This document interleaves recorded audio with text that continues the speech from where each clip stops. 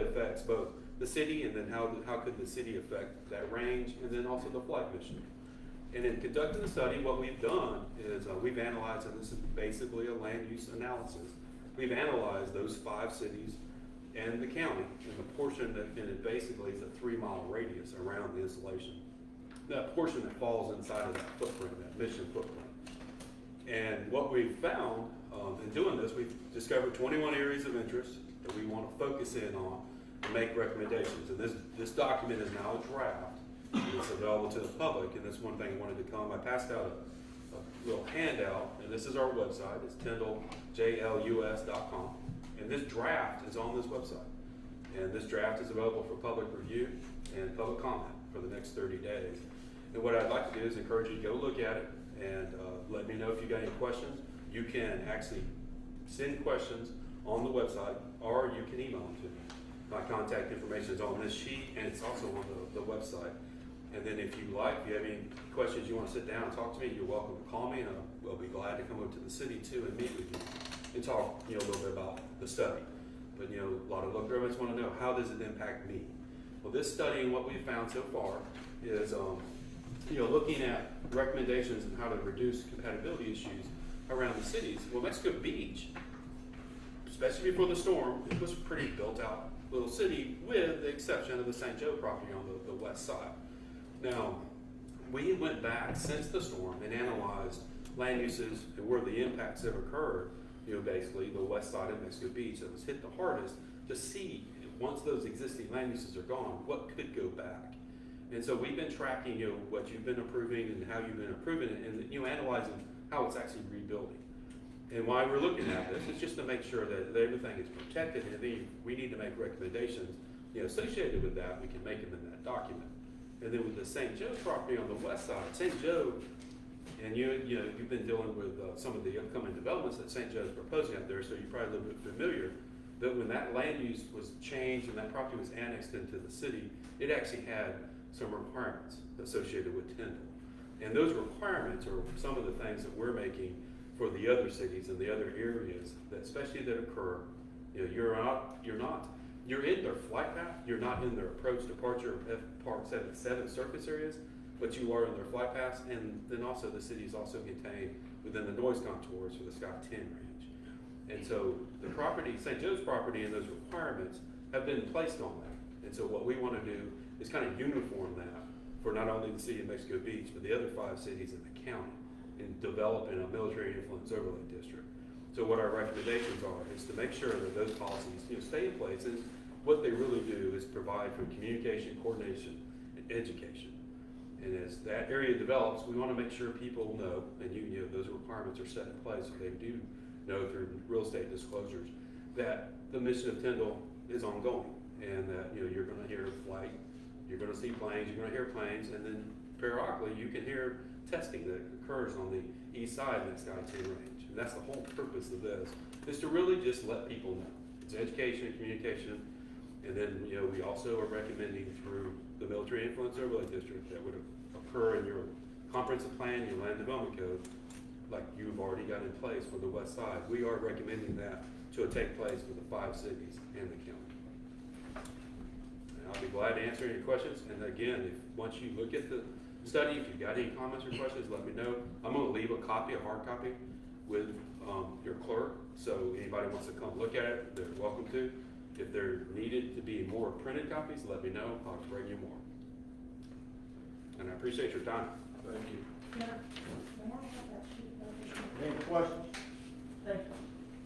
Great, thank you. Thank you. Appreciate it. Thank you. Okay, next on our agenda is we have some minutes from previous meetings. We'll entertain a motion. Thank you. For approval by consent unless there's any corrections or additions. Make a motion we approve by consent the minutes. Second. All right, we have a motion and a second. Is there any opposition? Let the record reflect passes 5-0. Okay, on the department reports, number 1 is financial. sir, Mayor, and we have Debbie on the line to give you the financial update. I'm going to turn off the volume here and see how that goes. Hey there, Debbie. Hello, can you hear me? Yes. Good morning. Did everybody get a tax analysis report through December of 2020? Yes. Okay, so this is a review of all of the bank statements and the general ledger and updating it with all the deposits that had not been recorded and all of the ACH or withdrawals from the bank that had not been recorded. So this is obviously an unaudited total, but we're in a better position than I had thought originally. The issue I want to show or highlight is if you look at the water fund operating, you see a $1.9 million deficit. The reason that that is the way it is because when FEMA or your reimbursements come in the bank, they're just lump sums.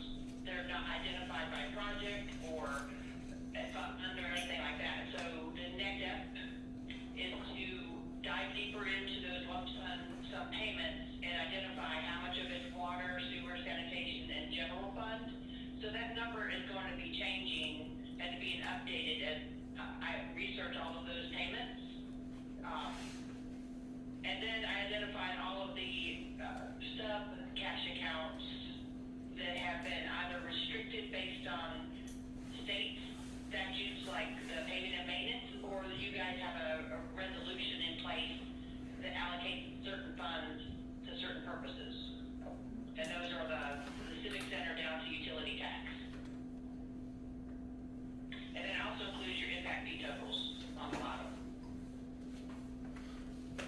So is there any questions about the cash?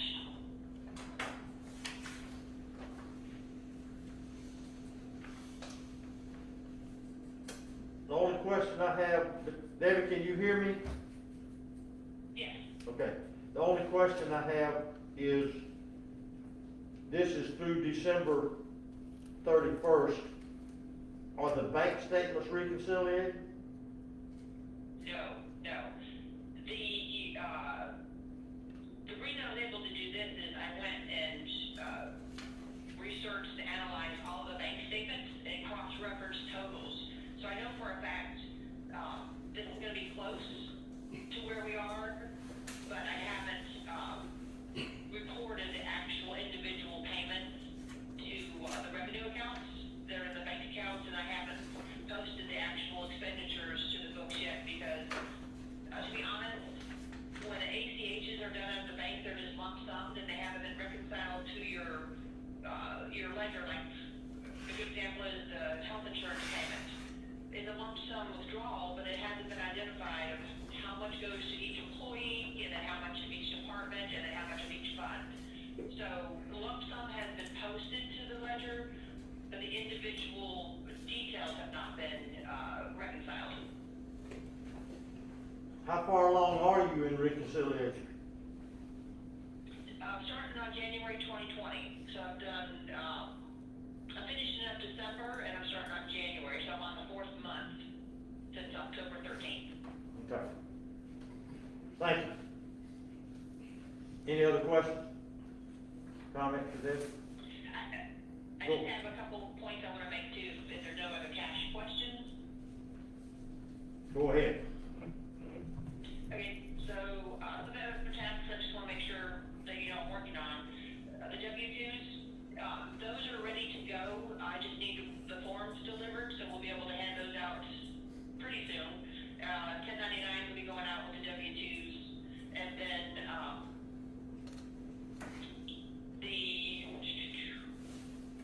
I wanted to make sure that if Mario could supply all of the council and whoever wants it, my cell phone number and my contact information. I just want to make sure that if anybody ever needs to contact me, they have that phone number. And we can do Zoom meetings too, if you guys want to see me. I have let Debbie know I got an email this morning, the W-2 should be in today. Did you hear that, Debbie? Know what she say? The W-2 form should be in today. Oh, awesome. Okay, let Sounds great. Thank you. Thanks. Okay, ready, anything else for me? Debbie, if you'll send me the contact information that you want me to share with the council members, I'll make sure to share that document. So I have a bunch of contact information for you, and I'd rather you just send me something that's concise on the best way. Sure, okay, I'll send you an email. Good deal. Thank you. Thank you, David. Thanks. Okay, Stan, you have anything? Morning, nothing significantly new, obviously, we now have our Bay County EMS paramedic upstairs with his new truck out front. They are now responding to all medical calls, and they will even go to some of our other calls if they deem it necessary. It's been working out extremely well so far. There's been, as always with the change, there's a couple of little minor hiccups here or there, but we're in constant contact with those in Bay County. We're trying to sort those out as quickly as possible. That's been a positive change, and that I think improved to the service that the city of actually going to get from their tax returns to Bay County. Other than that, everything else with fire is pretty much the same as it is. There is one thing we go down later on, but we'll wait for that till then. Any questions? Any questions for Sandy? Fire? Mayor, along the lines of emergency management with Bay County has contacted us looking for a location to disseminate the vaccine. We reached out to the normal places that we would reach out to share a facility, and the church right here at the end of 22nd Street has volunteered to provide their space availability for Bay County. As soon as vaccines become available, they'll schedule something with us and let us know so that we can post within Mexico Beach. Awesome. Okay. Lieutenant, go ahead. Provided y'all a copy of 2020 stats for the sheriff's office over here. Within that, it's calls for service was 1,811 calls for service. Miles patrolled 116,636. Arrests 31. Traffic stops 389. Citations 378, which of that 285 are like written warnings. And 22 traffic accidents. As far as everything else, we've had a few little petty crimes in the last week or so, but nothing major is happening.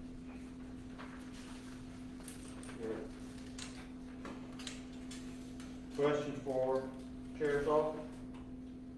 Or comments? Marty, thank you for the information. Building department? Hey, Jamie. Hey, we've permitted 3 new residential homes since the last meeting. Kind of a slow time of the year, but other than that, we did have a COVID exposure. Gina and Kelsey were exposed last week. We expect them back in the office tomorrow.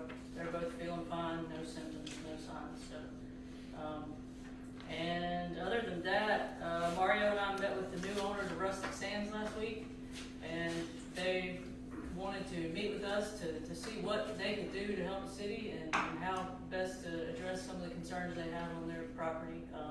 They're looking to clean up right now and think about plans for the future. So.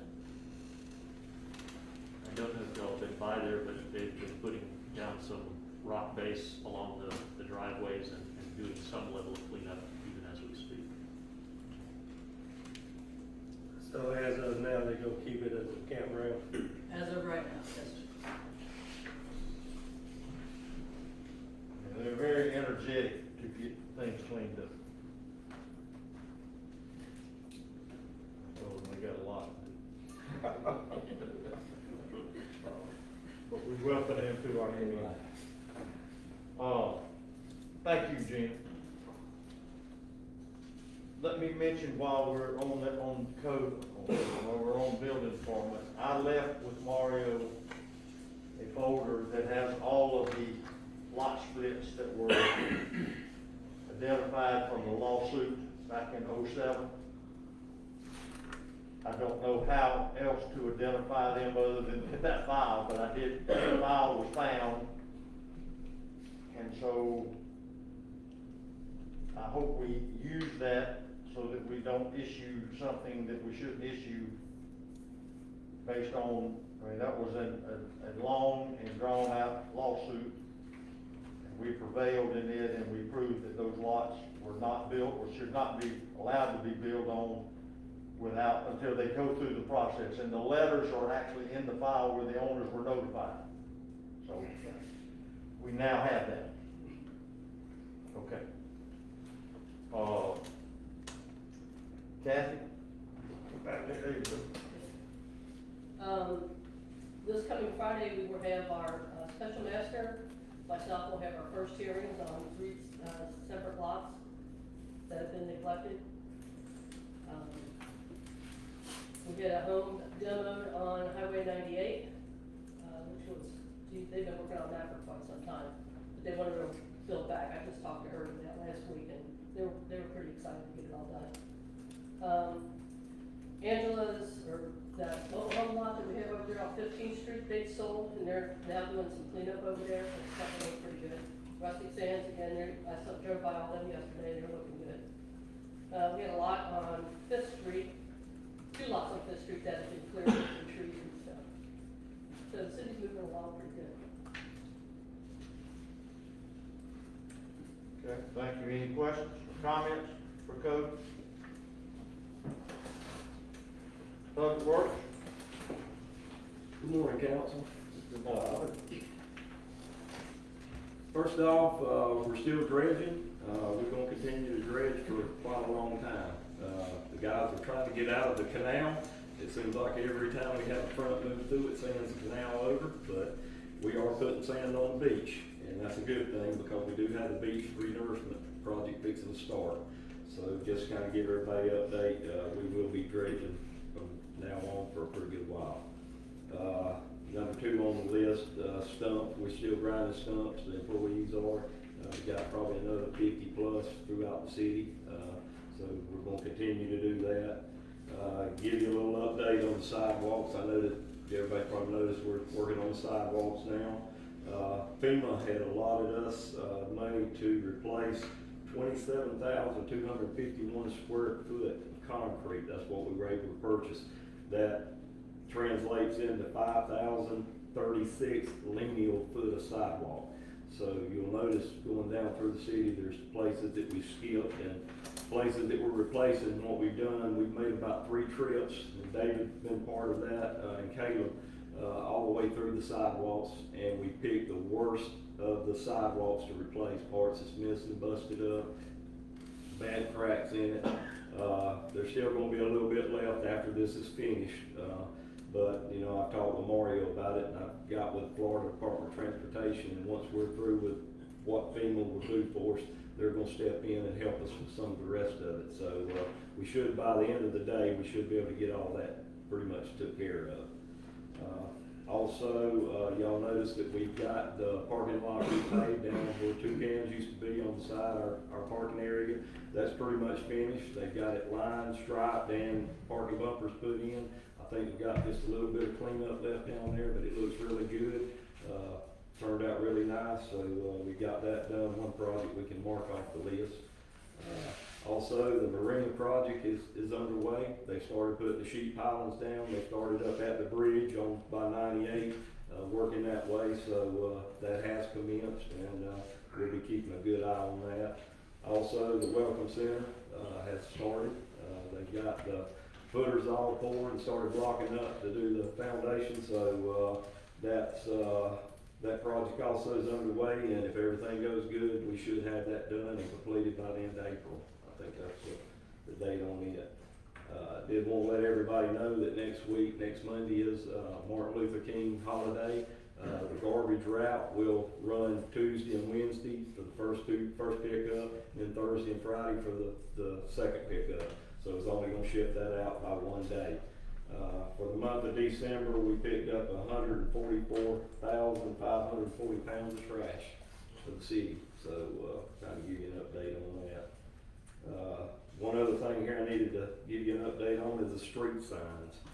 I told Mario, I actually sent him an email. I had a call last Friday from the guy that's supposed to be doing our street signs.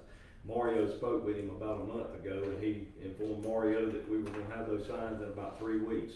Well, as of Friday, they haven't even started on them. He hasn't even got the material to start on them. I think he's having a financial problem. He told me that unless he paid $30,000 up front, he couldn't even get the material. So me and Mario's talked about it, and Mario may want to touch on this a little more, but maybe a point where we need to move on to something else on that. I don't know where we're gonna get them from him or not. I've talked to Nick, and we're pulling that contract, and we're gonna get out of that contract, so we have to legally get out of that contract. Once we do that, we'll rebid the signage for someone else. Hopefully we can find someone local that can do that. I did wanna give a quick update on the marina. We have a meeting, I think it's tomorrow at 2:30, so we'll have a kickoff meeting on the marina on that. On the beach renourishment, we have a meeting probably scheduled for next week where we'll kick off that project. On the parking lot, we should be able to open that up now. Yeah. And then we had a meeting yesterday on landscape. FDOT is not going to permit an irrigation system. They're mandating that we change the specifications that require the plantings to survive 2 years, but not give them an irrigation system to go by. So we're changing the specifications. We're gonna add some more days. I think we're gonna get our bids back on like the 29th, is that right? The last Friday of the month, we'll get our bids back so that we can still have it on the agenda for the first meeting in February. So that's, Did you say that again about irrigation? I guess I'm trying to read. you remember yesterday on that conference call? Yeah. At the very end of the meeting, the bottom line is FDOT will not approve a irrigation system for 1.25 miles worth of landscape. Drip system, spray system? Doesn't matter. No system. They want no system. What they're saying is require that you have a 2-year survivability, which basically forces the landscaper to put a temporary irrigation system that isn't a line item, but you've got to irrigate it. I mean, you can't plant 1.25 miles worth of plants and not get it to survive. It's an FDOT hoop you gotta jump through. We're gonna jump through it. Some of the people will bail out of the bid. Others that deal with FDOT projects will stay on the bid, and they'll just have some kind of temporary irrigation system. But because that tailspin got put into the project yesterday, the bids were due on the 20th. We added 9 more days, so they'll be due on the 29th, and we'll see how the bids come in. Okay. And then lastly, I did want to update a little bit on the sidewalk. I know, Tommy, that we started off with 5,700 lineal feet of sidewalk. What did we end up with? No, that's actually what we have now. That's the latest amount that we've got put down. We originally had how much? Yeah, we added about 1,600 lineal foot to it, and then we had a issue that we found out when FEMA done the inspection on it. They inspected it, they wrote it up as 5 foot wide. Well, we found out most of the sidewalk throughout Mexico Beach is 6 foot wide. So we've lost a square foot all the way down. So having to make an adjustment on the amount of concrete that we could use, that took about 200 lineal foot off the end. So we're back down now to we had about 1,400 extra foot to do. So, but the 5,036 lineal foot is what we have right now. That was the ending figure that we'll have to put down, on the sidewalk. And that's gonna be pretty close. It's gonna get all the bad stuff, and when I say what's gonna be left is basically gonna be spider cracks and stuff like that. If there's any toe stumpers, anything, Florida Department of Transportation said they will take care of that. So we're gonna be in, I think, fairly good shape when it's over. We walked this thing down about 3 times from one end to the other and made readjustments. Mario had asked me, he said, y'all added stuff, took stuff away, and we've done what we think is is the best for the city to get rid of the worst spots, so that at the end of the day, you know, we're not gonna have any people tripping, falling, or anything like that. But that is the end number, the 5,036 is the final figure that we had, lineal foot that we actually are gonna put down, that they're working on now. And a letter was sent to FEMA in the state of Florida, notifying them of the changes that have been made from the beginning of the project to date. There is a drawing that shows highlighted in yellow the areas that were taken out, highlighted in green the areas that were added, and highlighted in yellow and green for the areas where we took and went from paver to sidewalk. How much more sidewalk do we have after that, do you think that DOT is probably gonna try to help us with? Do you have any idea? Mr. Darrell, when I talked to, his name's Martin, he is the engineer for Florida Department of Transportation that I met with. He pretty much told me that we needed to play out the FEMA scenario. Once we got everything done that FEMA would do out of the money, for me to contact him, he would come back out, and he said they'll pretty much take care of what's left. I mean, that's more or less what he said, that he didn't see any reason. They did not know, just to kind of give you an update with the Florida Department of Transportation, because it is their right of way. The only part they noticed was missing after the storm was, of course, down here at Parker Park. Well, if y'all remember, they came in immediately after we got that field put back in there, and they poured the concrete. Well, he said he didn't realize we had as much, nobody had reported to him that we had as much damage as what we had. And, you know, I know that sounds kind of hard to believe, but you gotta understand, they're not just in Mexico Beach, all the way through St. Joe, Panama City Beach, everywhere else. They were getting reports of sidewalks torn up, and they've worked on those. So we didn't, I don't know, before I took over, nobody probably called them and told them about this. So he didn't know, but they are willing to help us. So, you know, I think, like I said, at the end of the day, once we get through with what the city's doing now, with the FEMA money, once we get through with this, I think they're gonna come in and help us with what we got left to take care of that. I think we're gonna be in good shape. Okay. Okay. Before we leave, on those signs, I told y'all, we contact that art group, we'll have some good signs. Somebody's doing a good job. They are, I'm telling you. Kevin, you got something?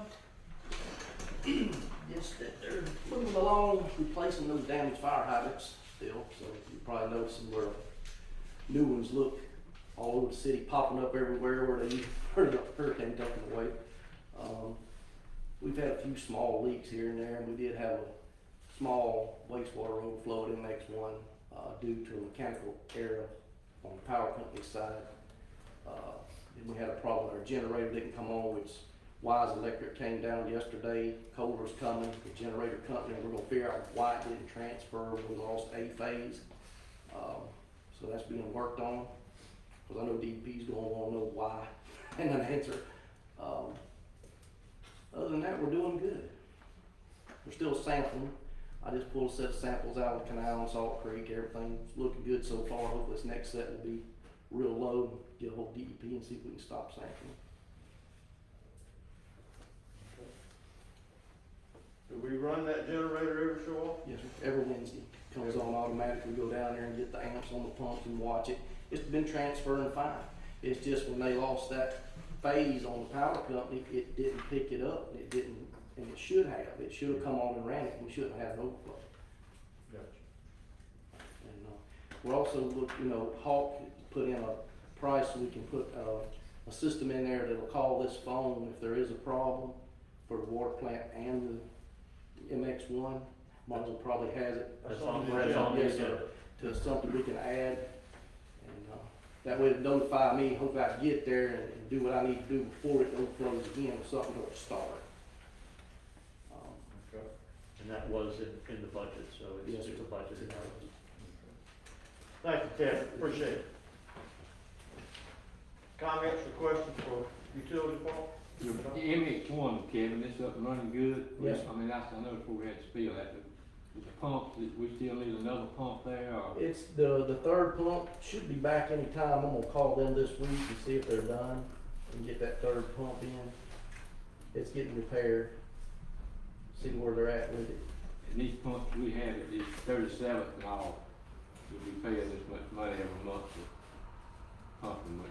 We're gonna work on that, see if we can't get the We're waiting on easements for deeds. 36. I know, we've been waiting for a while though. Yeah. We need to try to bump that up. That's a lot of money every month we putting out for a pump. $2,000 for a pump a month that we could, I hope we get even. I know it's not that easy. I think we need to jump on that.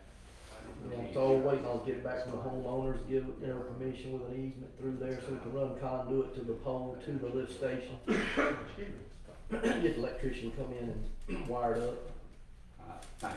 I appreciate it. Yeah, Rob? I got something for Tommy. I already talked to him, but Mario, can you do something with the boat ramp? Put a sign up. I went there 2 weeks ago, launched my boat to go out. Beautiful day, Tuesday, no wind. Get to the end of the canal, it's closed. A sign at the boat ramp where the money boxes are somewhere that says canal, and you can have a thing that slides in, open or closed. Kind of discouraging when you launch your boat and you get to the end of the canal and you can't get out. And there's nothing to tell you that. Yeah, I told Rock, Mayor of the council, used to, and I don't know if she's put it back, there was a sign there at Kimberly's at the Welcome Center, it said canal open or canal closed. I'll be honest with you, through all the going back and forth, I haven't even noticed if that's still sitting there or not. But Rock approached me this morning about that, and if Mario didn't have any problem with that, we could get a sign up. That way it could be a good job to get the canal crew that's doing the dredging. If they're going down the dredge, they're gonna have to put the push boat in. They can put a sign up if that canal is closed, that it says it's closed, and then, you know, once they get it dredged and get it open, they can be responsible for taking that sign back up. If that's what council would like to do, that's not, I told Rock, it's not an issue, taking care of that. Cause I don't know if the one there Kimberly had is still there or not, I'll be honest with you, I don't know. The one at the Welcome Center doesn't do anything for the ramp. Yeah, You no, don't see boat it when you ramp, get down there. boat ramp's a better place, and hopefully we don't use the closed sign on it very often. Right. Yeah, hopefully not. And usually, you know, the guys that's down there doing the dredging now, Troy and Nick, it doesn't take them long. If it's sanded completely over, usually in 2 days, Troy will punch a hole back through there. They're really good at what they do, and so, you know, at the most, maybe a day or two, and they'll get a side opened up where a boat can get in and out. It's just that lately it's been a fight with that northeaster blowing in.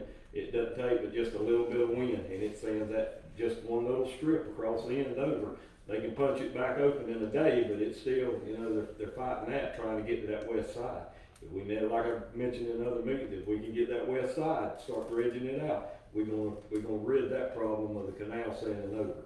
We'll be able to go a long time before we have to worry about the canal sanding over, so. Okay.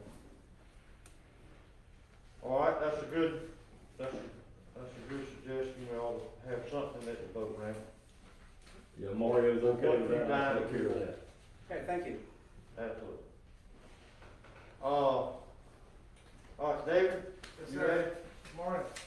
Morning. Tommy and Mario pretty much touched on everything on my list, but I'll kind of add some to it.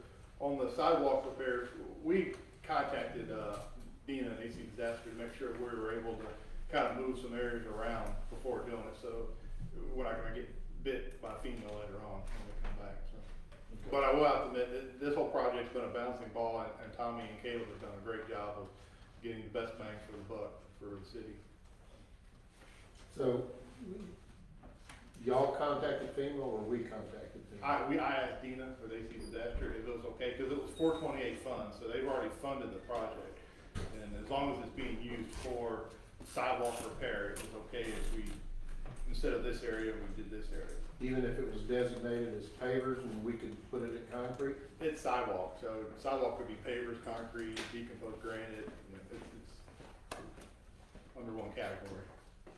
So, I will say on the paver side though, much like Tommy said, they measured 5 feet versus 6 feet. When FEMA came out to measure the pavers, they measured a 4-foot paver. I guess there was debris or grass growing over the edge. It's actually a 5-foot paver. So to go back with pavers would have actually taken some funds away from what we had to use to get that extra foot of paver in there. The HOA, I think they were given the option that we would do concrete and they could pay for the upgrade of pavers. They said they didn't have the funds to do it, so they would fine them just going back to concrete. Why did they have to pay an upgrade if FEMA had already approved pavers, because there's a spec in the plan? Because again, there was 4 foot versus the actual 5 foot. So it would've pulled money away, and when we did the math, the money we saved going from concrete to pavers to concrete, we applied elsewhere in the city. Well, I just think it's a shame that those people paid for pavers to begin with. FEMA agreed to pay to put pavers back, and they didn't get pavers, they got concrete.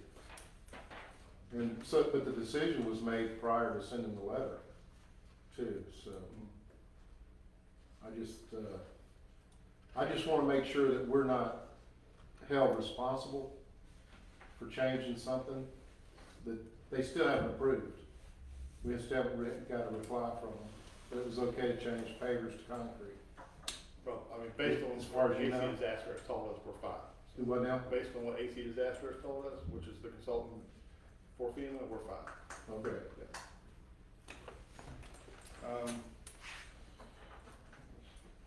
The beach bypass, yeah, we have, one of the permit conditions is we had to get a notice to proceed from the FDEP and FWC, so we're going through that process now.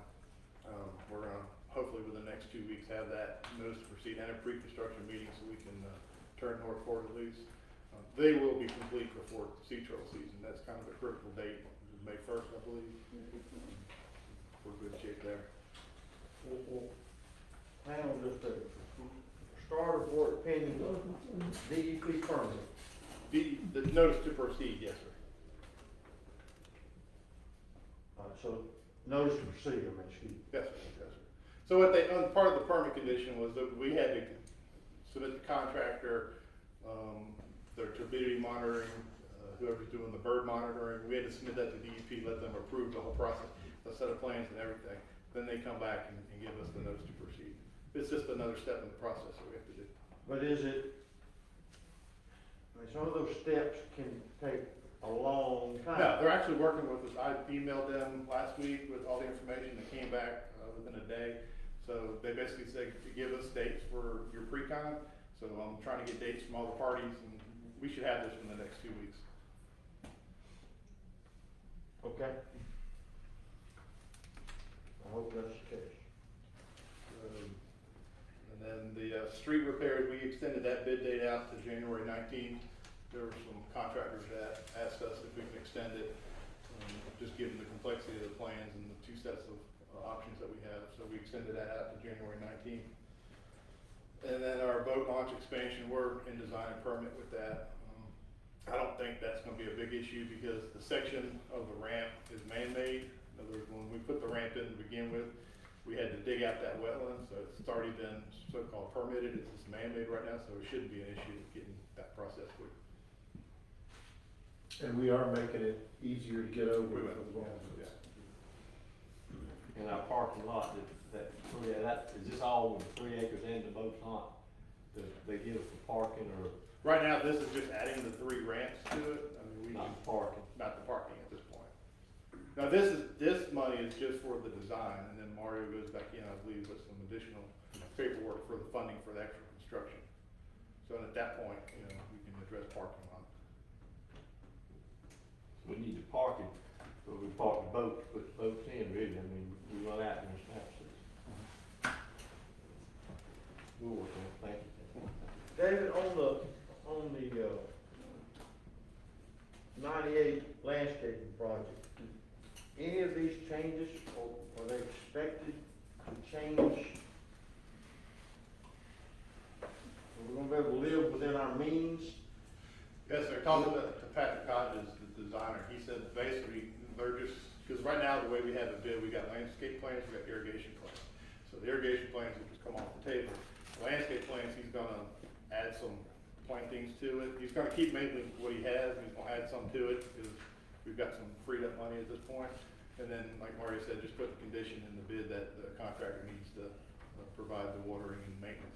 So we don't expect it to cause us a Huge. because all we have is the money from the grant. Right, yes, sir. No matter what DOT takes off the table or adds to it, we still only have that much. $475,000. Okay. Because I would imagine temporary water is gonna be more expensive than people are thinking. In my experience, when you do these bids back, there will be a pretty large number from the contractor for that line item. And typically, it could be a water truck that they run down, they monitor, and they just run the water truck up and down. Or if they wanna go into the expense of putting in some type of pipe system and pressurized from a tank to feed it.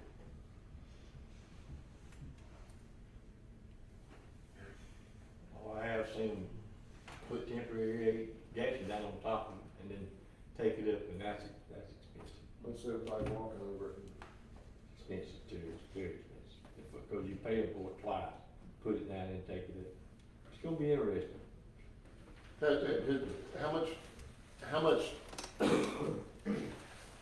good a job do you think the landscapers are doing on the plants that they're choosing? I mean, because there's a lot of plants that, essentially sea oats, I mean, you put sea oats in the ground, you're not even ever supposed to water.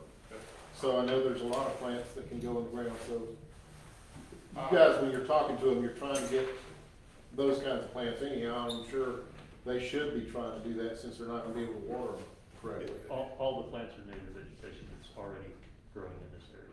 They've not gotten anything exotic. Yeah, but- The biggest thing that they have to irrigate are the actual trees, the hollies and the sand oaks and the palm trees. Those are the ones that really need the water the most. Well, all of them, you know, I've been in landscaping, and even the native stuff, you gotta water it to at least it gets the roots established before it can start doing anything, so. I mean, you be careful with what you're putting in and cut down a lot of the risk of losing stuff. Oh, and that's why there's a 2-year warranty period in for plant survival as well. Other questions for Dave, for Dewberry? Okay, thank you. Ryan? Hey everybody. Just want to give everybody kind of a quick overview of some things happening last month. Get this messed up. Where to start?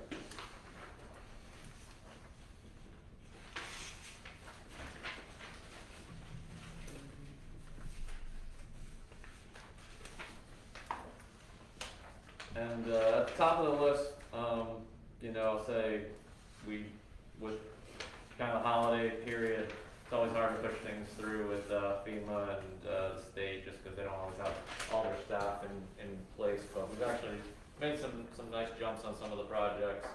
We did get the lift station project obligated by FEMA. I mentioned that one last time to you guys, that's one we've been pushing for a while.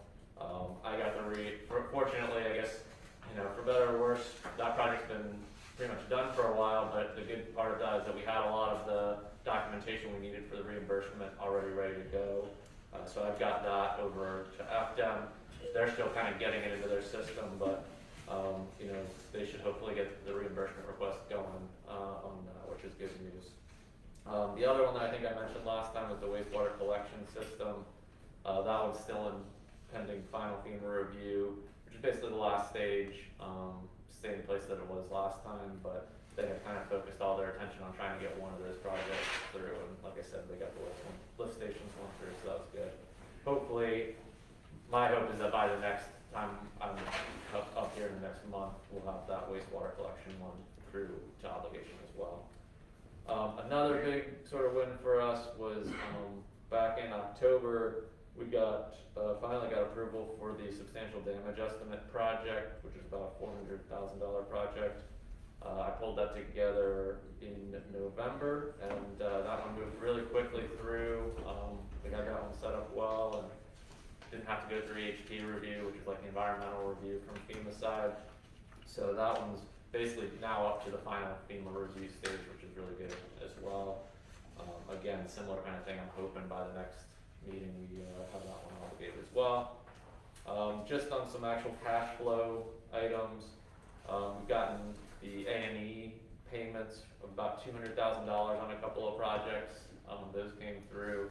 Basically, we work with the state and KPMG, who's their contractor, to say kind of, hey, these A&E ones are a lot easier to approve than having to go in and go through sort of line by line on the construction projects, which is what they have to do. So we asked them to kind of push those through a little quicker and got those payments just last week. And then we also have submitted a lot of the data and information on the demo projects and the private property debris removal projects. So that's now kind of initiating that conversation with FEMA, as I like to think of it. There's always back and forth. They have to go through again, line by line on all that kind of stuff, but we've gotten kind of the first stage there, and I expect we'll be in a back and forth with them, just trying to walk them through what those projects look like. And then finally, we got the pier, jetty, and police and fire all under design development at this point. Got the summary at the bottom there of the table. We've got about 85 million obligated and 54 million paid out of that. And then kind of close out, I mentioned last time, we've been working on getting the reimbursements to get the NRCS project. We got about $1 million at the NRCS level getting processed. We talked to them earlier this week, I guess yesterday. They said hopefully by next week they'll have that payment ready, and then simultaneously we're working to pull together the last reimbursement package of that last $1 million or so to get that to them and get that project kind of wrapped up and get the reimbursement on it. So that's kind of the overall summary. Happy to take any questions on any of that stuff. The obligated amount, 85 million, and the paid amount, that's money that they have already paid, or we have already paid, and we're waiting on them to. So the paid amount is how much we've received. That's a good clarification. And the obligated amount is basically like how much we've been granted to be eligible. We just haven't gotten the actual reimbursements for yet. If that makes sense. Some of the obligated funds will actually be in the state's hands, and the state is slow at processing it out as they review 100% of the invoices. So, we had a discussion yesterday, it's estimated that the storm's gonna cost us 100 million. That's the amount that we feel is probably going to be obligated to us in the end for projects. Do we feel that that's gonna cover what needs to be done, 100 million, or are we gonna end up with? So, I mean, I guess there's the broader question of like, are there other things that aren't included that we haven't submitted projects for? I mean, there's tons of stuff when we're doing things like the NRCS, which is completely separate from the FEMA project and all of that. Maybe this will give a little bit of context. The remaining about 15 million that we're estimating there is we still got the couple of projects like the pier, jetty, police, fire, that we think will kind of push us up, that are going to be about that 15 million. They may be a little more, maybe a little less. It's just kind of a, nice round number that we're saying 100 million there. Is that what you're asking? Mm-hmm. Okay. And then on top of all of those, there's also HMGP that we're going after and CDBG-DR that we're going after that are not inclusive on this list, that are, I think both of those are north of $20 million requests. Good. The lift station for me, what we're going first on that one? Yeah. What was it? Sorry again? The lift station, which one is that? It's all of them. Yeah. It was other than MX1, I should say. The MX1 was a completely separate project because it was like the big one. But then we basically wrapped all the other lift stations into a single project. And that amount that you're looking at there doesn't include the amounts. FEMA doesn't allow duplication of benefits, so you guys receive some money for like insurance payments and that sort of thing, and that's not included in that 600,000 amount that I noted there. And on the demolition down there, what we're trying to submit there, they gonna demolish houses or something? Yeah, demolition of houses. So that was something that happened a little bit before my time on the project, but basically going through and demoing, we got some approvals to do demos on individual houses and then do the hauling on those. And so now this is us trying to go Is through that the same three houses? Well, You're talking about this is for, Sorry, say again? The 3 houses that was on the list? No, this is These are all for, this is- firehouses. yeah, this is for the prior ones, and then we've still got, they're all part of the same project ultimately, but we got this big chunk of, I think it's 25, 30 houses that had all gotten done back in the day, and we're trying to get that through FEMA approval, and then there's a couple. What happened to the 3 houses that was just, like a couple months ago, we talked about God's house, you know, that moved it and. Yep. And We they got- said they approved it and then, We what got, do we do with that? we got approval on 2 of those houses. One of them had already been demoed, it turned out, when we went out and site inspected it. And basically what happened, if you remember, FEMA approved the extension request to continue doing the work on it, but we only had 2 weeks to do it. We tried really hard to get that done. We just couldn't get the staff out there to. So we're starting over? So now what's happened is I've asked for another time extension on the project. FEMA has kind of tentatively approved those last 2 properties. They've said, like, you can do them, and if you wanna do them at risk, essentially, where we haven't given you the time extension, which is a little, I can go into that in a minute, it's a little complex, but they said, if you wanna do it, then we'll give you the time extension, you know. Well, we gotta have it, because by the time they approve it, the time extension will be expired again. Yeah, so I asked for this time extension through December 2022, to make sure that when we finally get it through, we'll have plenty of time to do those last 2 within the FEMA approvable period of performance. So, I'm with you, it's a frustrating situation that we've got those 2 in and. Didn't make it. Huh? We didn't make it because of time issues, is that what you're saying? Basically, what happened was that we have submitted 2 time extensions. We did those other 25, 30 properties, again, I can't remember the exact number, up through the original time frame that FEMA allowed us to do them through. And we just had 2 left, and we were like, all right, we really wanna do these 2, can we get a time extension? We asked for one through July 2020, didn't hear anything back, and as that date was approaching, we said to them, hey, what's going on? We haven't heard anything back on this, are we gonna be able to do it? And they said, submit another time extension. So we submitted one through the end of 2020, and we heard back basically the second week of December that they were approving it, which left us 2 weeks over the holiday to try to do those 2 demos, and we're just gonna get the staff out there. So now they've said the same thing, well, if you couldn't do it in those 2 weeks, ask for another extension, so. One of the complications with one of the homes is part of a quadruplex.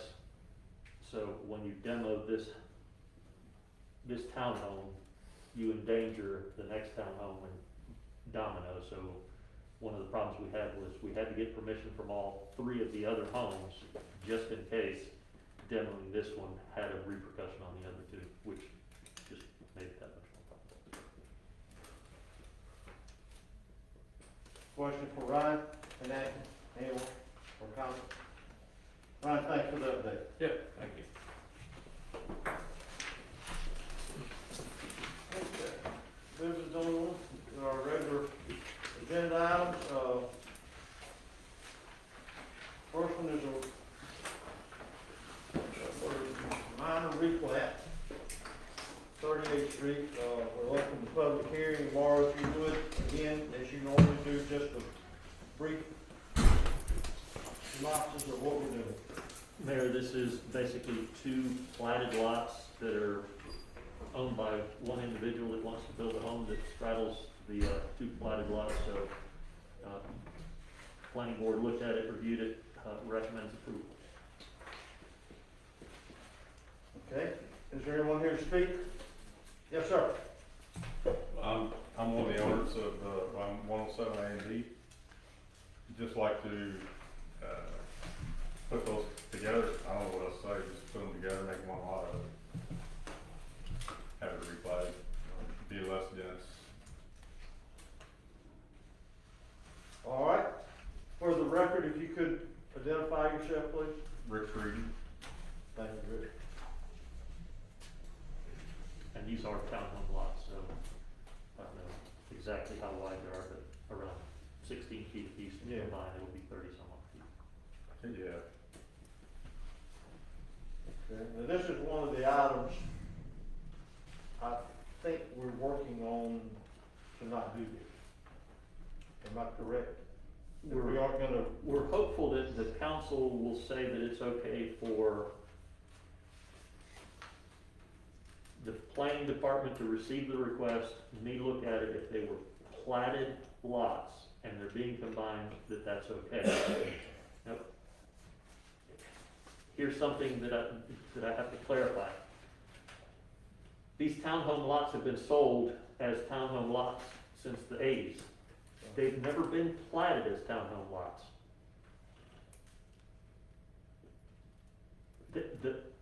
The actual plat for these lots is 50-foot wide lots, and whenever 1980 came around, somebody took 12 of these 50-foot wide lots and made all these 15, 16, 18-foot wide lots.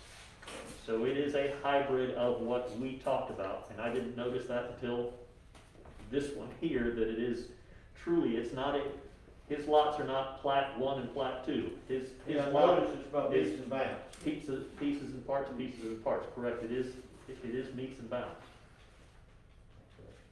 But he is combining two historically separate lots that have historically had two homes, and he's making it into one lot that will only have It one. meets and bounds creates a little different situation than what I think of as lot blocking units. So in this case, under meets and bounds, there will be a requirement then for What we're doing. an engineer, yeah, what we're doing, and also there'll be how you gonna identify it? I mean, will there be a survey? There is a survey that's in this. Yeah, all right, that's the completed survey. Okay. All right, are there any others to speak during the public hearing? We'll close the public hearing, bring to the table for discussion or motion. So now, would this be a replat or a minor replat? The minor replat.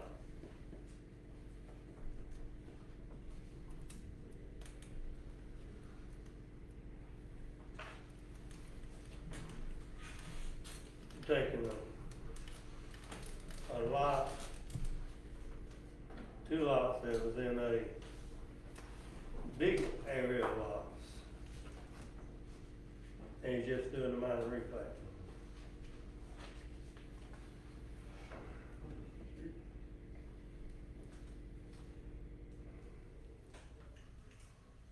Okay? Discussion or motion? I'm not going through now, I mean, I know how you are. I'll make a motion to pass the minor replat at 107 38th Street, A and B. We have a motion and a second. Second. We have a motion and a second. Any further discussion? Call the roll, please. Mayor Kathy? Yes. Mr. Pollock? No. Mr. Smith? Yes. Ms. Cobb? Yes. Mr. Peak? Yes. Okay. Number 2 is on 38th Street, which is the other two lots. This is basically the exact I same thought thing, it was just misprint. I got it. two lots further down. Same We'll scenario. open the public hearing for comments, on the replat of 107 38th Street. Anyone here to speak? I can speak for my neighbor, she gave me the authority to speak, this same thing, same Same thing. What do y'all, you just gonna put one kind of townhome, because it's a zero side setback, We're right? gonna be a duplex with a party wall in the middle. And then for both lots, for both new platted lots? No, it's. So in other words, 107 A and B was gonna be one lot, 107 C and D will be another lot. And that party wall's gonna be right between those two Right on lots? the property line of A and B, well, So you C got and, one residence on one side of the new line and another residence, but they're joined by a party wall. yes. Okay, do you have any idea what's gonna happen on the other one down there? You heard what those people are gonna do on the last one? On, like E and F,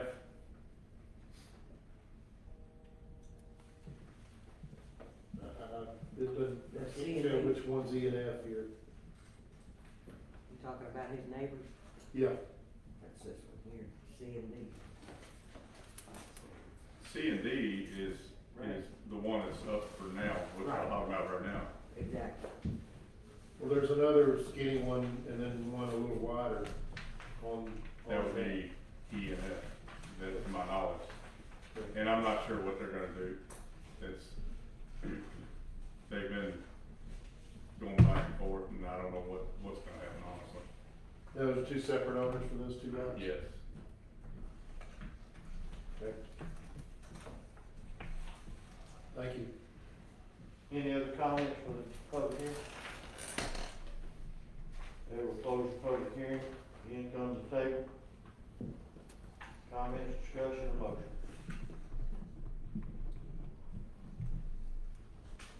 I make a motion, we pass mile rebate 107 38th Street, was C and D. Second? Have a motion and a second. Comments? Call the roll, please. Mayor Kathy, Yes.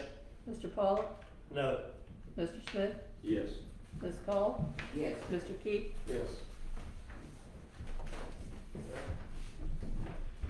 Moving to number 3 is a variance request for 118 Canal Parkway. We'll open a public hearing.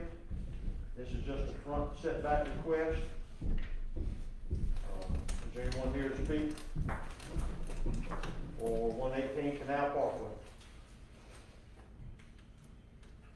Mayor, the gentleman that submitted this for the variance request is currently in the hospital to the best of my knowledge, so he's not able to come, and I'm fairly certain his wife is by his side. They did make a request. If granted, this would encroach on the front setback by 5.1 feet, which is fairly substantial. Yeah, I see it was denied and it recommended for denial. I had a hard time reading his letter. I mean, I think I got the gist of it, but as far as, that is part of the record, I would assume.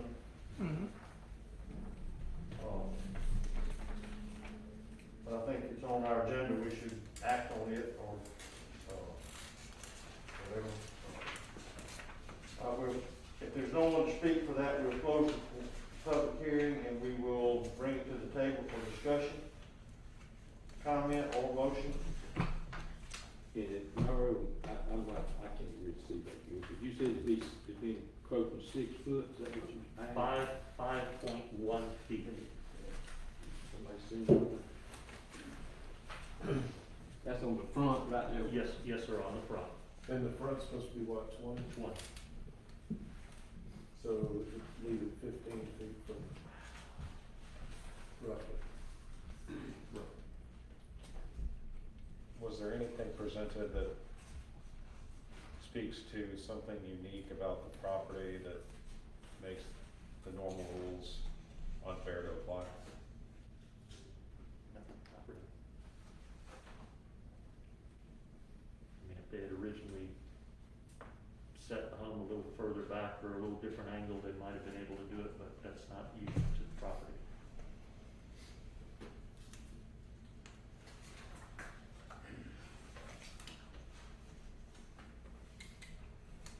So if we deny it, they have to redesign and do something that'll fit. Is that what we're saying? I don't know that there's anything that would fit. They would have to basically do something different. They haven't built yet. have No, they? they're following the process of asking.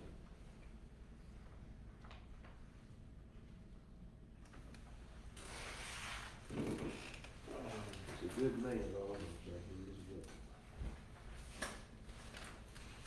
Well, this home is fairly new. They didn't realize whenever they built it, that, what they would have to do. So it is built. The house is built. They're asking for a variance to extend the Extend the what? Extended balcony, the drawing shows the deck that they wanna extend. Okay. This little peanut house up there. Oh, I know who this, yeah, I know the house now. You see the area in yellow, they wanna add that, and it encroaches on the setback. Okay. That's getting out there a lot.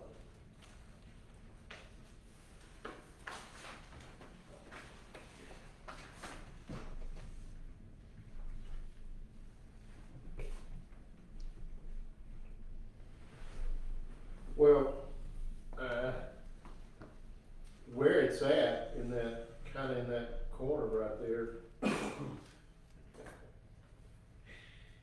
And the fact that they have to live by the lift station, of course, they knew that to start with, but anyhow, yeah, I don't have a real major problem with it where it's at, personally.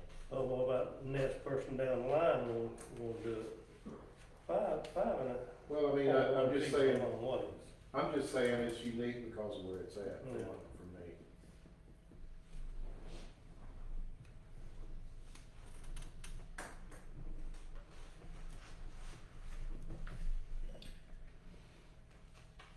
In your packet, you've got the standards for variance in your application that they submitted, standard review. It's page 49, the version I'm looking at. You'd want to, if you're inclined to want to approve this, you should look at those standards and make your best effort to explain how it's.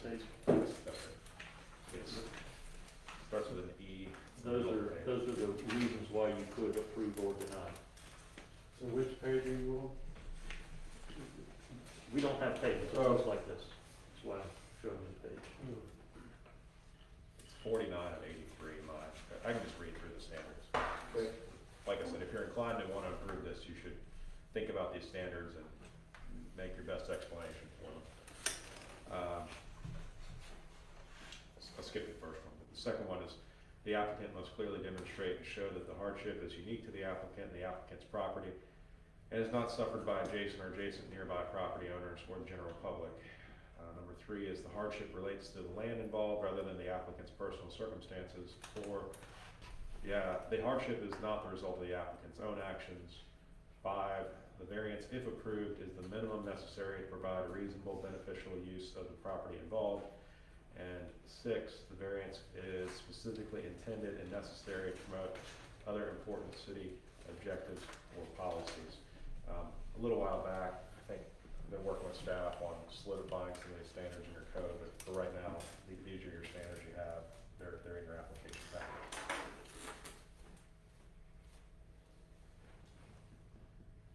And they're very typical of a variance approval standard.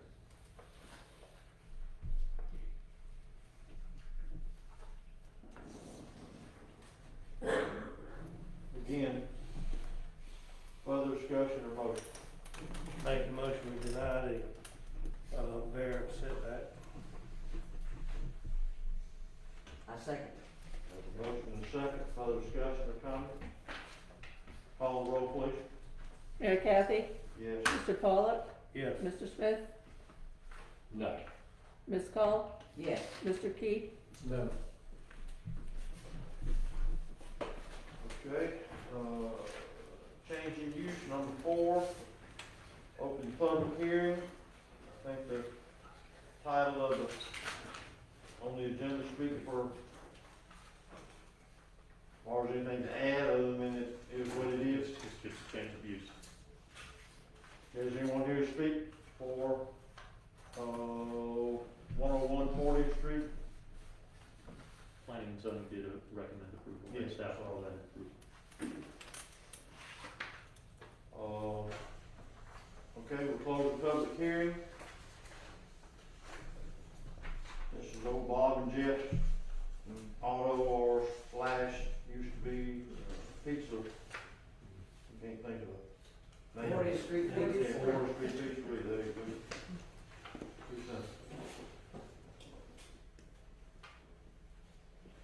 Anyone want to make a motion? Or discuss?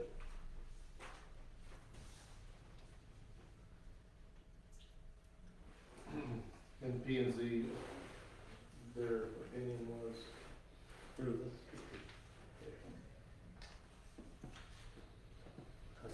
wrong with that. I make a motion, we, accept the, variance. Second. Or the change to 101 40th Street. Second. Motion second, any discussion or comments? Call the roll, please. Mayor Kathy? Yes. Mr. Pollock? Yes. Mr. Smith? Yes. Ms. Call? Yes. Mr. Keith? Yes. All right, and number 5 is open public hearing for change of use at 2802 Highway 98, Unit C. Anyone here to speak? Okay, close the public hearing, and again, entertain motion or discussion. I like ice cream.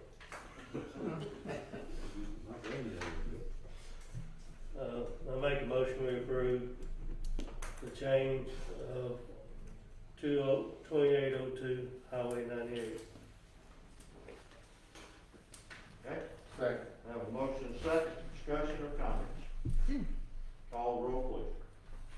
Mayor Kathy? Yes. Mr. Pollock? Yes. Mr. Smith? Yes. Ms. Call? Yes. Mr. Keith? Yes. Thank you. Moving on to resolution 2101.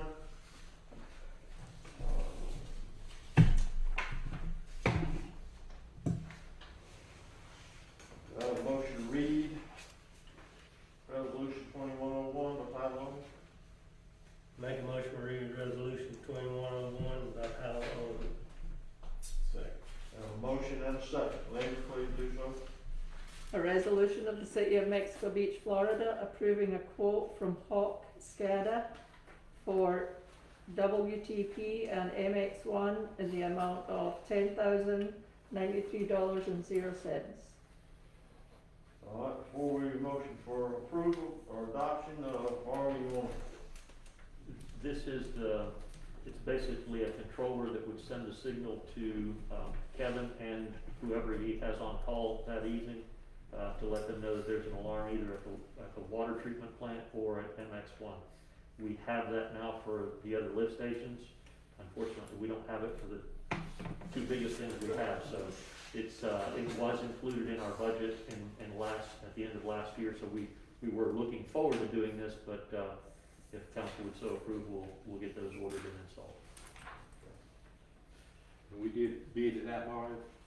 Did we bid it This, because because we only had the other ones, so you want to keep them? everything that we have is SCADA, we have to stay SCADA, otherwise we're mixing apples and oranges and they won't communicate with one another, so this is a proprietary bid. All right, is there a motion for adoption? Make a motion to adopt resolution 2101. Second. Call the roll, please. Mayor Kathy? Yes. Mr. Pollock? Yes. Mr. Smith? Yes. Ms. Call? Yes. Mr. Keith? Yes.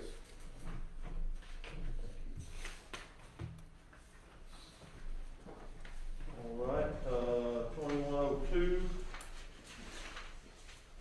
Do I have a motion to read 2102 by title only? Make a motion to read resolution 2102 by title only. Second. Got a motion second. Linda, please read. A resolution of the City of Mexico Beach, Florida, approving a proposal from SCBA air compressor and fill station with the Municipal Equipment Company LLC in the amount of $36,414.60. All right, Mario again. Mayor, this is a tank filling station that would refill the tanks that the fire department uses for their air when they fight a fire. These funds are coming from funds that the fire department received from the state, so it's utilizing those funds. I'm curious who's Scuba Air Compressor? It was publicly bid, so it did go out to multiple people, and Well, he's asking what SCBA stands for, self-contained breathing apparatus. So that part that we have on our back at the bottom is called a self-contained breathing apparatus. The company is Municipal Equipment Company. They're supplying it to us, and it's a manufacturer called Mako that are making it. But I mean, it's scuba air compressor. No, for SCBA, which is self-contained breathing apparatus. Okay, so, It looks like scuba, but it's not. okay. Although they can in theory fill scuba. Okay, tanks, that's not. okay, I got it. It's not, okay, you're right. It just looks like. It looks like it. Gotta take the U out. That's right. Don't have to use it, you're right, thank you. Okay, okay, is there a motion to adopt? Make a motion to adopt resolution 2102. Second. Motion second, call the roll, please. Mayor Kathy? Yes. Mr. Pollock? Yes. Mr. Smith? Yes. Ms. Cole? Yes. Mr. Keith? Yes. Can I just go ahead and say something? Sure. Sandy says this thing will last us for the next 20 years or whatever.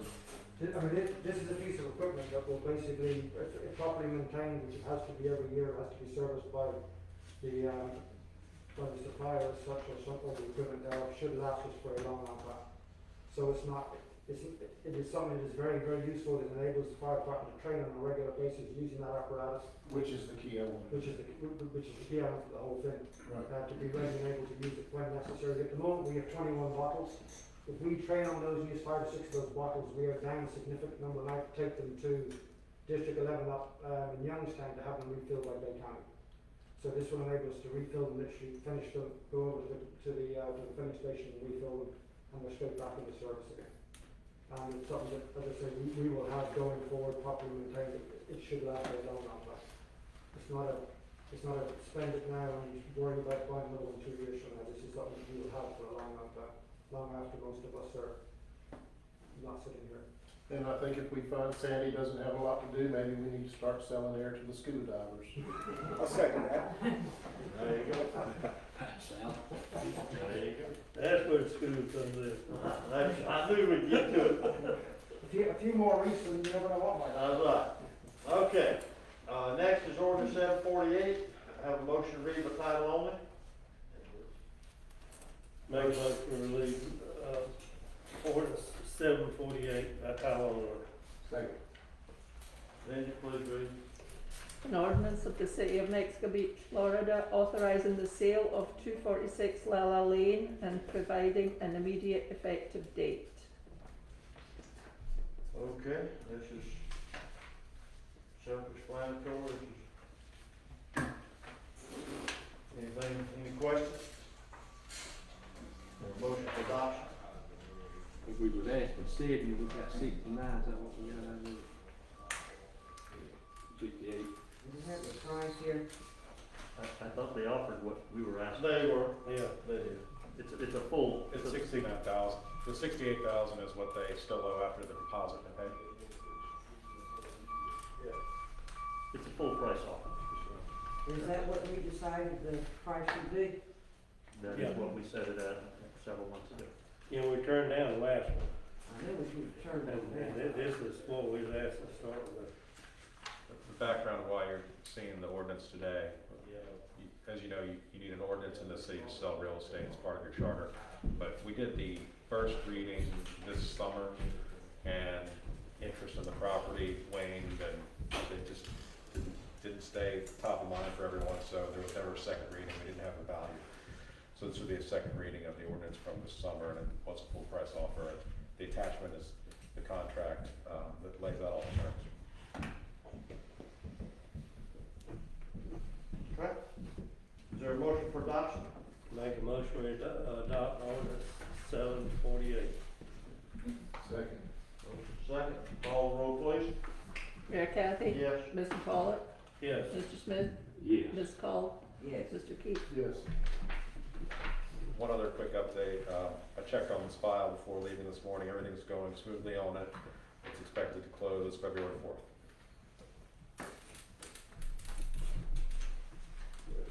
All right, ordinance 755, do I have a motion to read by title only? Make a motion to read ordinance number 755 by title only. Second? Motion second, please do so. An ordinance of the City of Mexico Beach, Florida, amending the Land Development Code to modify the Townhome District zoning category, principal uses, to allow single-family detached and eliminate multifamily residential, providing for codification, repealing ordinances or parts of ordinances in conflict, providing for severability, and an immediately effective date. All right, Mario, give us some. Mayor, at one point in time, we advertised that we were gonna have a meeting on such and such a date, and we didn't meet that, the timeline that we needed, so we're codifying something that we did in the past. Yes, we attempted to adopt this ordinance on November 10th. The notice that we published stated that the meeting was gonna be at 5 p.m., which is the default approach for an ordinance that changes what's allowed in the zoning category.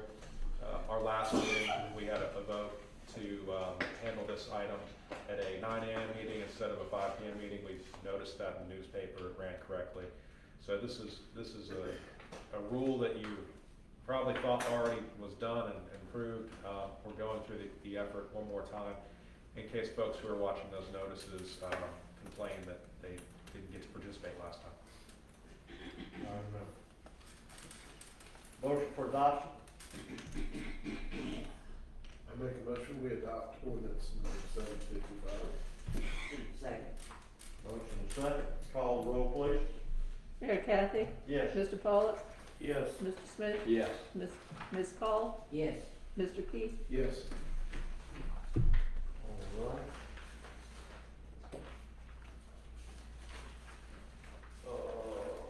Number 10, Mayor, probably back in June or July, I mentioned to council that the state legislature had funded the city $500,000 to purchase land that would augment the city pier. I've been beating the bushes here and there, looking for land available to purchase that is close enough to the pier to augment the purposes of the pier. Everybody that I've called has just not returned calls. I actually received a call just before the Christmas holidays of somebody that had some issues with changing land use and building a home and this, that, and the other. They just wanted to sell it, and asked them if they were interested in selling the parcel, and they said yes. And then they also added that their mother-in-law that owns the two adjacent parcels was also interested in selling. So all of a sudden, I've got two 16-foot wide parcels, one 50-foot wide parcel, and one 19-foot wide parcel. It all adds up to about 101 lineal feet. They're all 100 feet deep, that is available for sale. I asked him what his asking price is $485,000. According to the grant funds that we're receiving, we have to get an appraisal, we have to get a survey. Before I go out and get an appraisal and a survey to see that the value is correct, I wanted to make sure that y'all were okay with the location. The location is on 37th Street, which is where the pier is. It's not right up against the water. It's approximately 150 feet north of the city's property on the east side, and it is 4 separate parcels, 3 of which are townhome and 1 that is tourist residential. So if the city were to purchase it, it has the same height restrictions of 30 some odd feet. It has the impervious area restriction of 50% on the single family and 85% on the townhome. We can do a public type building. We could do some parking there if you just wanted to use it strictly as parking at 100 feet of depth, 20 foot wide, 24-foot corridor in the middle. You could get 20 cars there. You could do a small public park and a little bit of parking. You could do a memorial for the hurricane. Again, lots of things you could do. It's within that area that has parking for the pier, so it could augment that. It could have the ticket booth for the pier or a tackle shop, or again, sky's the limit on what you could do within that facility. The funds that the state is providing will cover the cost up to appraised value, I believe. So if it doesn't appraise for $485,000, the city might have to come a little out of pocket. Don't know. I'm just giving you worst case scenarios, but if the city likes the idea of that particular parcel, I'll go ahead and release for the survey and the appraisal. I've got two prices for appraisals, both of them I think were in the $700 range. And I think the surveys were coming in at $500 per parcel. So if I combine all four parcels out there, it might be something a little different, but just wanted to bring that up for your discussion. The money that's available through the state does have a drop dead date, and I forget if it's March or April, so it's not too far out. So if it comes back, the appraised value, then are we gonna be able to talk to the seller and see if they will? Sure. Okay. Again, then it's up to the seller. If it appraises at $450, whether the seller will take the $450 or whether the city will have to fund the extra $30 to meet the $485.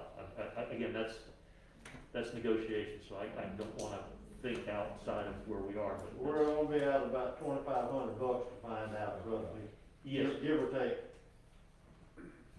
a little less than $3,000 to decide for us to know. And if it sells, then I think those costs are probably covered in the, I think, I'm not 100% positive, but I think those would be covered in the closing. Mario, can you hold off on the survey until after the appraisal's done? Certainly, yeah. I think that's an option, Mhm. so that Yeah, that's, lessens your exposure, but it's good to get the authorization now, so you don't have to come back and ask later. So do the appraisal and hold off on the survey. yeah, and the appraisal was only $700, so that's a minor cost. Yeah, it's June 30th this year that the grant expires. Maybe they'd extend it, maybe they wouldn't, but that's not a lot of time to work with since we don't have something under contract right now. Do we wanna proceed with that as far as, see what we can come up with? I say go with it. Is this all the property that we have to do? You have to do this, we have to do a certain amount? The city has to buy a certain amount? I just heard stuff, I don't know. We're required. We have $500,000 to spend on purchasing land that will Benefit the pier. benefit the pier. All right, and this is on the pier road, so. Yeah, okay. All right, well, it sounds like you just did that, and then we negotiate with them, see what the appraisal says. Yes, sir. Anything else on that one? Moving on, Yes, sir. okay? Estuary program, number 11. Florida State University is doing a study that looks at St. Joseph's Bay and St. Andrews Bay, and we're right in between. These studies tend to look at stormwater discharge developments, access.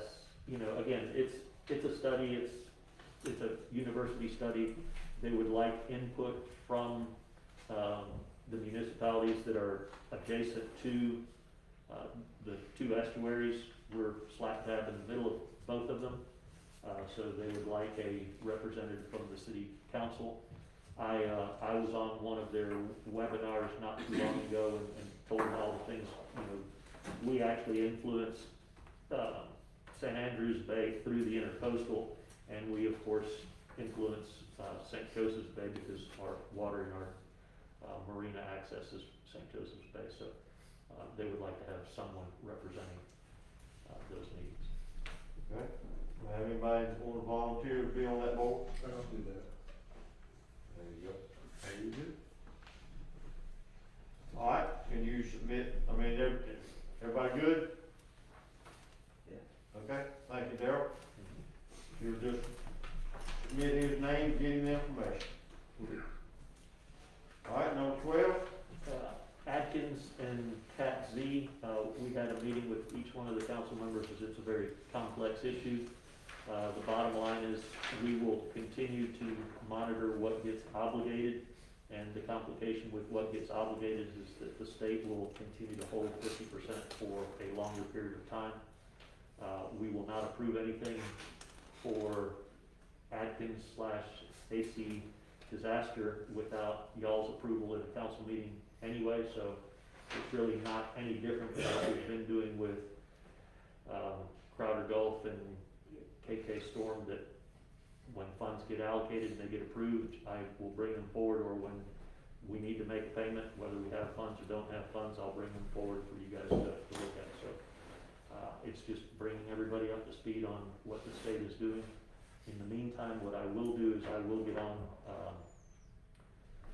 the legislative agenda that Bay County puts together and goes to the state to talk about every year in February, so that we can get this 50% hold relaxed to something better than 50%, because 50% for the duration of the storm is a major chunk of money for an unknown amount of time. So it was more for information than anything else, because we will bring any payments to the council to make payments forward for actions. What is Cat Z? Cat Z is the management money, so as everything that, I'm sorry, Ryan works for Atkins. Atkins is the company that has been here with the storm probably a month after the storm to date. They track everything that we're doing with FEMA, with HMGP, with CDBG, with all these different things that we're doing, that we're getting money from FEMA and then from the state. They track them, they monitor them, they make sure that we're following the right process, and then they provide the information to FEMA, they track the funds that are coming back to us. And for that, the FEMA will pay 5% of the total dollars. So again, he mentioned $100 million is the goal. 5% of $100 million is $5 million. We look to, at the end of the day, have paid Atkins $5 million at the end of the storm. What the state is doing is they're tracking that last 50% of that $5 million, and they're saying we won't pay that until the end of the storm, so it complicates life. That's why I'll be going to the state to see if they will. So the end of the storm. Yeah, good luck knowing when the end of the storm is. Yeah. Again, it's not an easy answer. It's a complex nightmare, and I just had to bring y'all up to speed on. I don't like about this, and I had a meeting yesterday, was I have nothing against Atkins at all. I think they're doing a good job with the Cat Z payments, and the city's got to pay them. I just don't think, and the state's holding the money. I just don't think the city, I don't think the city should make the payments. Do we have a contract with them in some way, the city? We have a contract with them that says that we have to pay them within a certain period of time. Now, I will tell you that the payments that they have been receiving are typically about 6 months in arrears, which is pretty good. So of that $5 million that they should be, in the end of the day, paid, how much have they gotten so far? How much are we gonna be obligating ourselves for from this date forward? Do you know? They have obligated $3.4 million, so the state has released $1.7 million. And again, that spreadsheet that I gave you yesterday had another 1.3 of other projects that are obligated and paid for, and another 359,000 that are obligated and paid for. The bottom line is, from this point forward, if we pay, it would be only with your approval, because we're gonna have to show you where we're getting the funds from to pay. But, and how much, just tell me how much, because instead of telling me what's coming from what, how much have we already paid them of the $5 million? Total paid to date to Atkins on all the categories, on all the different things, is $4.5 million. Which is, what I'm saying is, it's 5 million plus all these other figures. I mean, it's 5 million plus 1.3 plus 359,000. So it's the total figure, once we get deeper into CDBG and we get deeper into HMGP, is going to be over the $5 million. These are all, there's nothing simple about this. That's why we had the one-on-ones trying to answer as much as we could. So I'll bring to you before we make the next payment. I know, but I'm just, how much, because we're fixing to obligate ourselves obligated to anything. I'm telling you where we are. We gotta And, go ahead and pay, I mean, but you're saying, we gotta go ahead and pay it or they go away. What I'm saying is the next time that we go to make a payment, I will bring it before you to make that payment. And the next payment will, let's say that we're gonna make a payment for $200,000. I'll show you where and how we're gonna come up with the $200,000 and recommend that we pay it. We still owe them approximately $350,000 today, As of today. as of today. And then we're gonna owe more than that. Next month we'll owe them another $60,000 or $70,000. And they're not, and they're not willing to take part of that since the state's holding their money up? The state's holding the money up, it's not us that's holding the money up. Their contract is with, I understand that, Mario. that's why they're also floating it for 6 months. I mean, they're, Have we They talked to are. them about that? that's why I'm here talking to you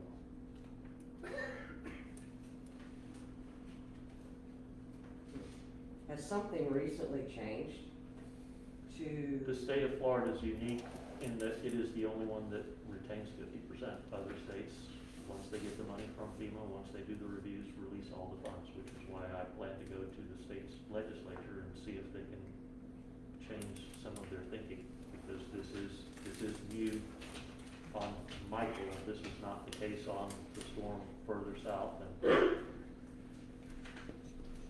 FEMA said that those fund requests are appropriate, provide the money, money sitting with the state saying, while we review this more, here's how.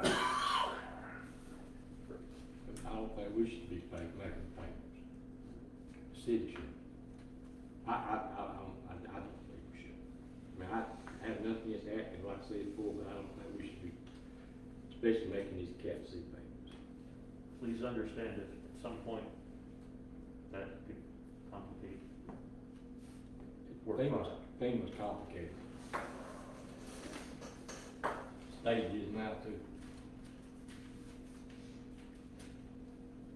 Well, why don't we leave it that you can, when you make the payment, you'll discuss with us how the money, whether, you know, how we're arriving at those funds, and it is a contractual arrangement. None of us like the terms the state's put on it, but, and we just figure out a way to keep everybody happy. Would that primarily come out of general funds, you think, or what? Or you go in and take some out of the sewer, depending on what it's for? Again, in my conversations with Debbie, it's basically a loan, because at the end of the day, we will get paid. So in talking to Debbie, there are funds that we can borrow from other funds. We can borrow from utility funds, we can borrow from other funds, we just have to track where it's coming from and paying to. The funds, as you saw in the cash at the very beginning of the meeting, we have the cash available. We have to be careful with the cash that we have, because at the end of the day, some of those monies are gonna be used to provide the match and other things. But again, with CDBG, some of those matches will come out of the scenario because the CDBG will provide some of the matches. I don't have all the answers, but we're going after a lot of different ways to provide solutions. It's not easy. I'm a messenger. This is where we are. I just don't think so. I know what you say about bringing it back to us, but in my opinion, I think we need to decline the Atkins ACDC Captain Z payment. That's what I think we need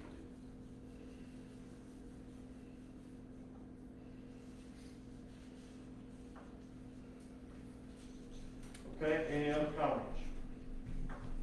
Okay. I'd like to make a motion to decline the Atkins ACDC Cat C payments.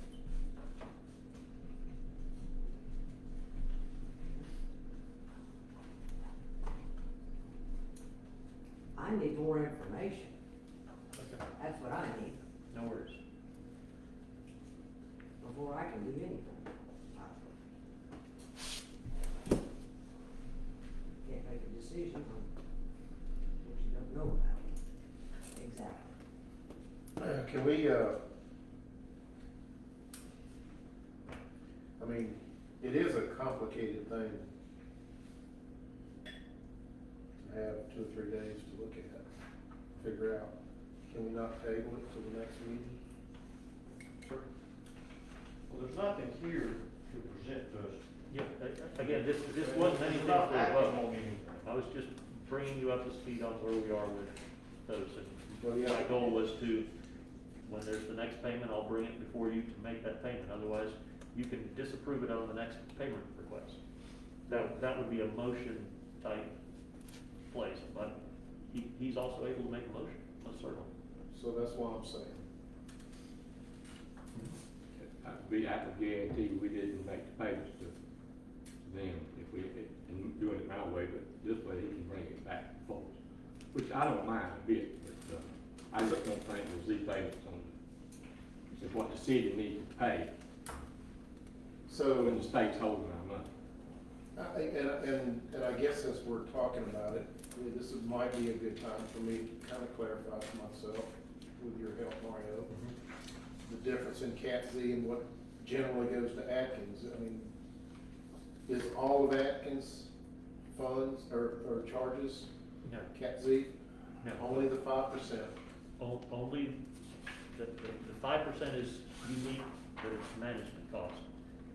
When you look at the category A, those have costs that are outside of the Cat Z that do get paid for, and that's what that $1.37 million is on the spreadsheet that you got. And the only thing that we're talking about with the thing before us is paying that Cat Z, not the other stuff. We're gonna pay that stuff anyhow. The other stuff we have funds for that are being reimbursed in a reasonable fashion. So I'll be making a payment in the next couple weeks to the tune of approximately $1 million to KK Storm for NRCS, and then that money will come in arrears to the tune of 2, 3, 4 weeks.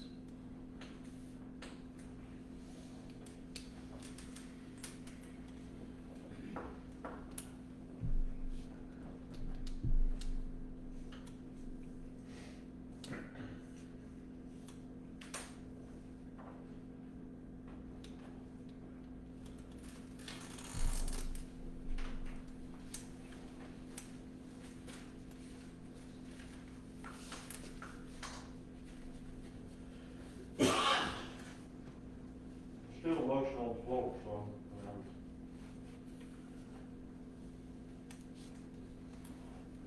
anybody want to second? Would you table the motion till next time? Thank you. And we'll give everybody time to digest it, learn more about it, know what we're actually doing. Okay. Any other comments on Now, Thursday. this topic? All right, city attorney report? Nothing today, sir. Nothing today, all right. Mr. Administrator? The Mexico Beach Artificial Reef Association put out another grant opportunity for $120,000 worth of artificial reef. The same company that has gone after it each time was a successful response that is consistent with Fish and Wildlife.